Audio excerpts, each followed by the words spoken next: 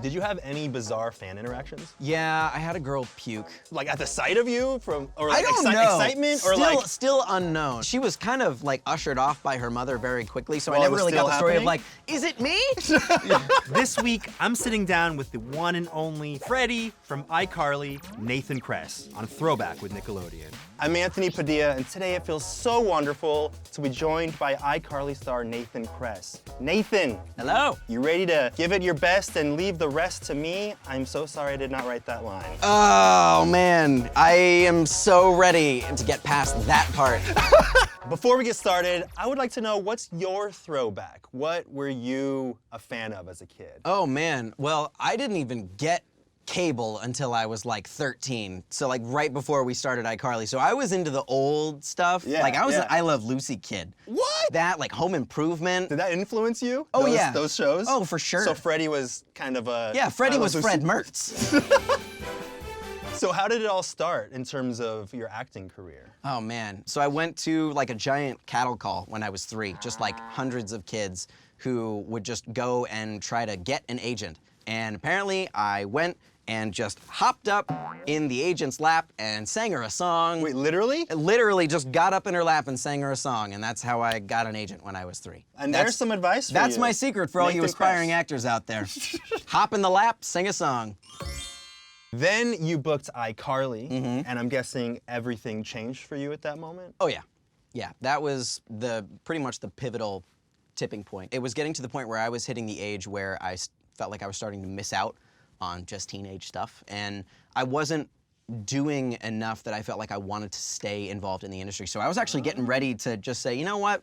I did it for a few years, and it's just not getting to be that fun anymore. So You were ready to leave to kind of be a teenager. yeah, so I was on my way out when that audition happened, and then that just set everything off. I had actually done a bit part on Drake and Josh, and then a couple months later I got this audition. When you go into an audition, you can always tell if the casting director thinks that you're not right for it. Wait, how? I need to know this for the future. As soon as you come in, they'll just say, okay, we're just gonna do the first scene. So they look at you and they're like, this Yeah. isn't the right Like, look? they'll play it off as like, oh, we're running behind or whatever, but usually it just means like, you don't look right. Did you come in with them saying that we're behind time, and then they kept asking you to do more? Yeah, they didn't even say anything about their schedule or anything. As soon as they saw me, they were like, all right, we're gonna go ahead and just do the first scene. Oh, that's So heartbreaking. I already Did went you into already it just know going, at that time? yeah, I felt it. Yeah. But I had worked so freaking hard on that audition and memorized it backwards and forwards. I spent my whole Thanksgiving break working on it. It's so disappointing. I know, so I was like, you know what, I'm still going for it. Yeah. I'm not gonna let that get me down. So I did it, but then at the end they were like,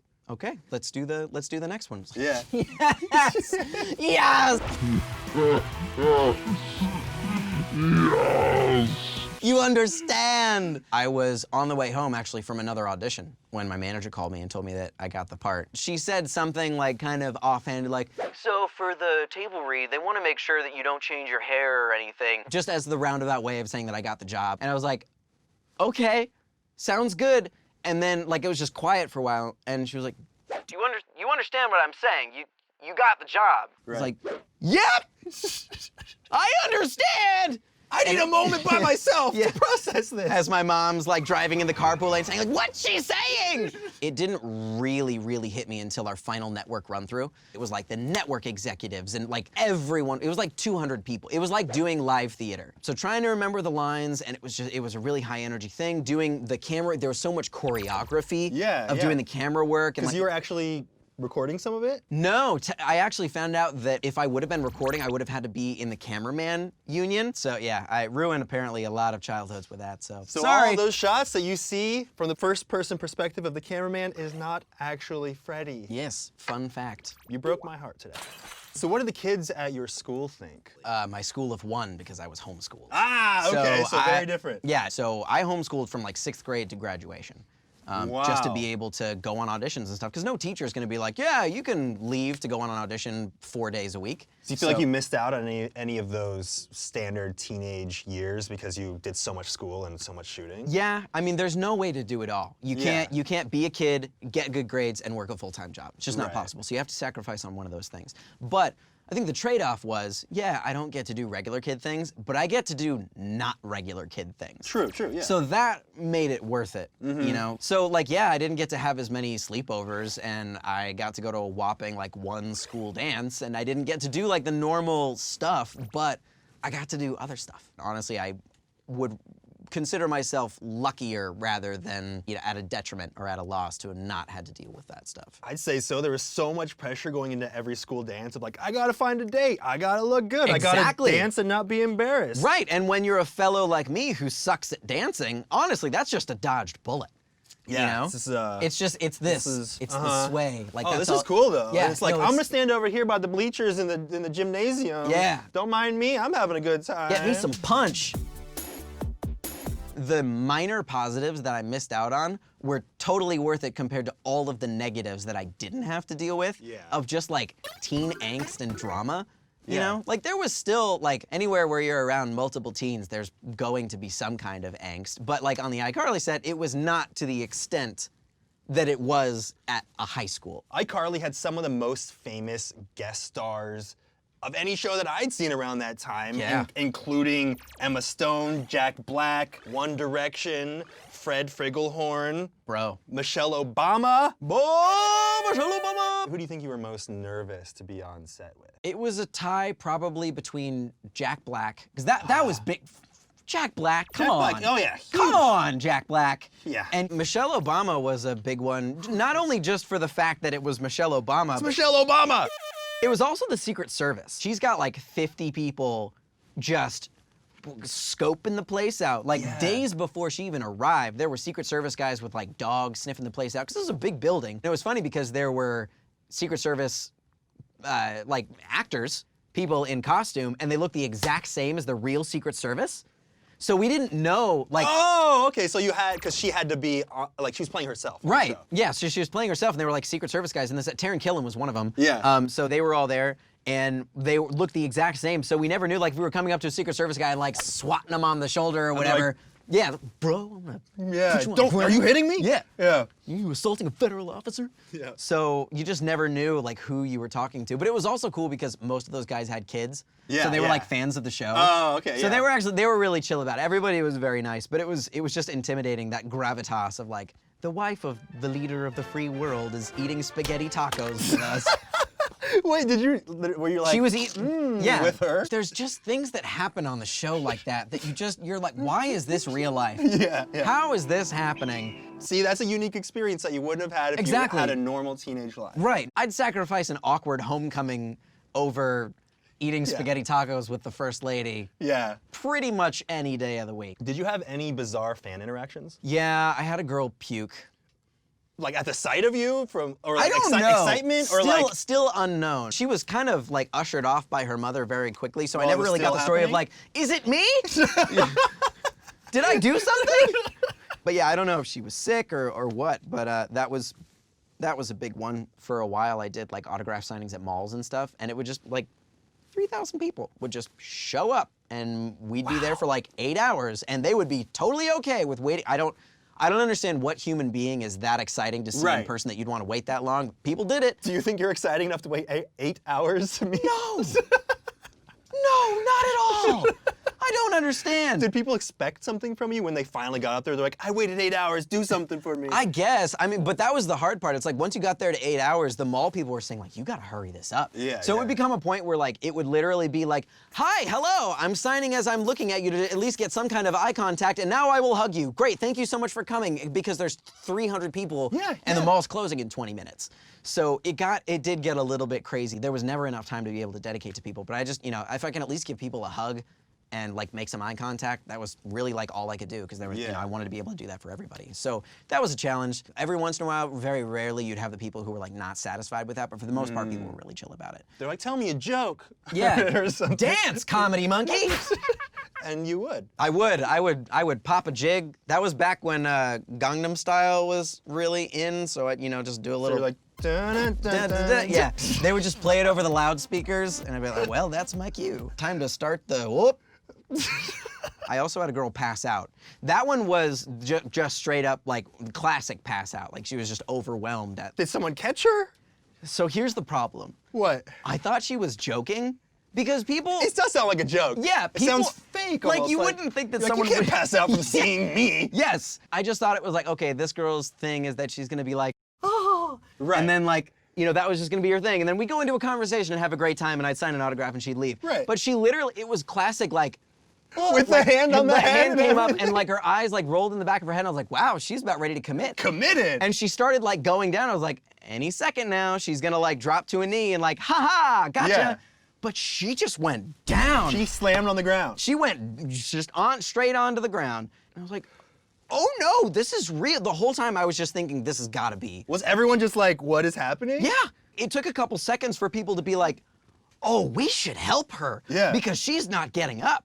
So she made it into the newspaper. There's an article out there somewhere. Is your name attached to it? Yes, it's a picture of This me. is my like, legacy. Yeah, it's I'm a gonna picture of go me like, pass out. and I hope you're well. And if you're watching this, I hope you haven't passed out since. If you're watching this, comment below and let us know how your health is. Mm-hmm. Do you think being in the spotlight affected you as a teenager? It was formative, for Yeah? sure. I mean, you can't not be affected by that. I mean, I was living in a fishbowl for all of puberty and beyond. Like that's a hard phase of life to have eyes on you. Like That's true. You're so self-conscious at that. yeah, the end of season 1, like my voice was just starting to crack and everything. It's just uncomfortable with my body. Were and you like, fighting the voice crack on screen? Yep. They had to make a joke about it actually when we came back to season 2 because I 'Cause your sounded voice was completely different? Yeah. One of my first lines walking in, it was just, Carly and Sam were like eating cashews in the kitchen. And I just walked in and was like, oh, cool, I love cashews. And Sam was just like, why does your voice sound different? I don't know, puberty?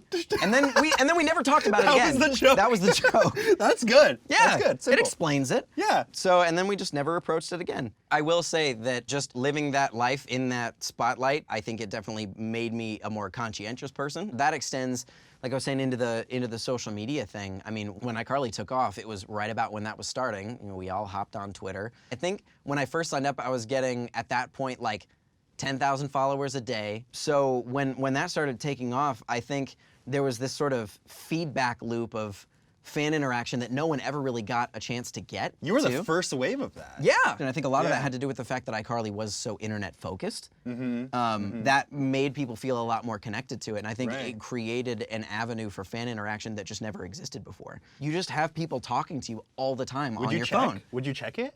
Constantly. Were you obsessive about it, or? In the beginning, it was just so fascinating. The novelty of it was just really cool. Right.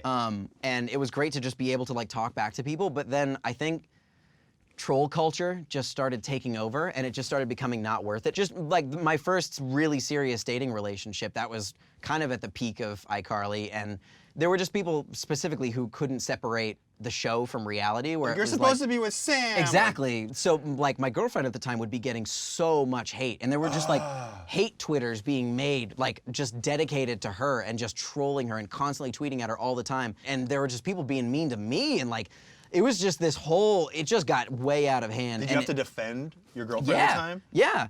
And that's really hard to do from like proxy, from a Twitter account. And now you're just know? like a 14, 15-year-old trying to defend yourself. Yeah, like I'm trying to be like a chivalrous boyfriend over Yeah. here, and I have like thousands of kids who are just like hating on me and my girlfriend for no reason other than the fact that I'm supposed to be with a fictional TV character. So it was like, it messes you up a little bit when you're a teenager dealing how with did that all this affect stuff. you? By the time I got into the dating relationship with my now wife, it wasn't the same level, but she still got it too. That was a tipping point for me where I really kind of cooled it with the social media. Now I post relatively infrequently. Usually it's about my kid because that's just the only thing that I care about right now. Right. And I am so much happier for it. I hate that it is a critical part of people's careers now, that like it can be the difference between you getting a job or not getting a job. Right.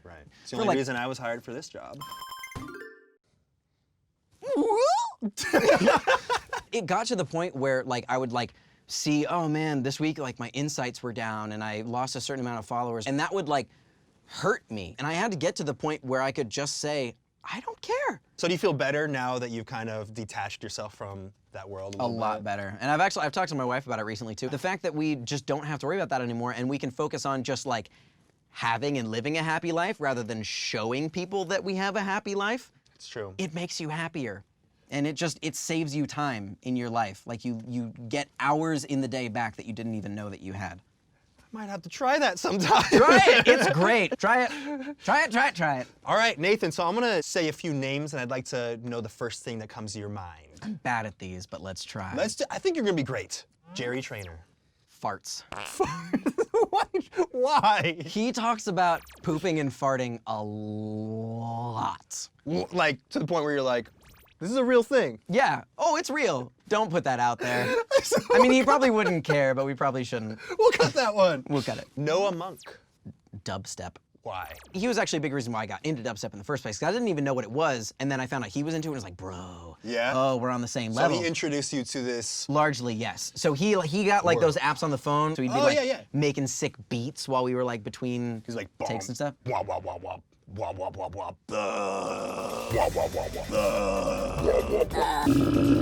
Jeanette McCurdy. Cupcake. That was my name for her in my phone. From the pilot. I actually don't remember. Miranda. Miranda, honestly, bless you. That was the first thing. Because Bless you. she was that in my phone during the pilot. She sneezed really loud, and our studio teacher was like, well, that deserves a big bless you. Jeanette and I, at the same time, we like turned from our desk and went, bless you! And that's how you knew you were one and Yeah, and then we're all like, we're friends. I got one more name for you. Freddie Benson. Oh, no. This was from our first photo shoot. Yeah? Oh. That's a good look, too. No, Yeah, no, you got no, the cargo pants. The key lime pie shirt. Uh-huh. If you could say anything to that version of yourself, what would it be? Stop. Just don't do You it feel anymore. that bad for your past self? So bad. I cringe looking back at that time, and I was trying my best. Fun fact, actually, you'll notice in that picture, they were very kind to me during photo shoots. They would put me in real shoes. What do you mean real shoes? So for the whole first season of iCarly, your boy was so short that they put me in these like giant space boot platform shoes. Whoa! If you go You back, had like Spice Girl shoes on? yes, like probably about there. Whoa! Because I was shorter than Miranda and Jeanette, and they wanted to at least get me in the same ballpark as Yeah. them. They're in every episode of the first season. Whoa! Yeah. I would never have noticed. I can't. I can't unsee them. If I ever watch an old episode of iCarly, Yeah. I instantly just go to the feet. They were so uncomfortable. Zero arch support. They were like a 2x4 in there. So I'd take them off because they hurt so bad, but then Yeah. I'd like, boom, just come down, and then I'd want to put them Hey, back off. Miranda! Yeah. Hey guys, what's it like up there? But yeah, season 2, it's when it all changed and I became a real boy. So since iCarly, you've actually gone on to direct multiple episodes for Nickelodeon shows.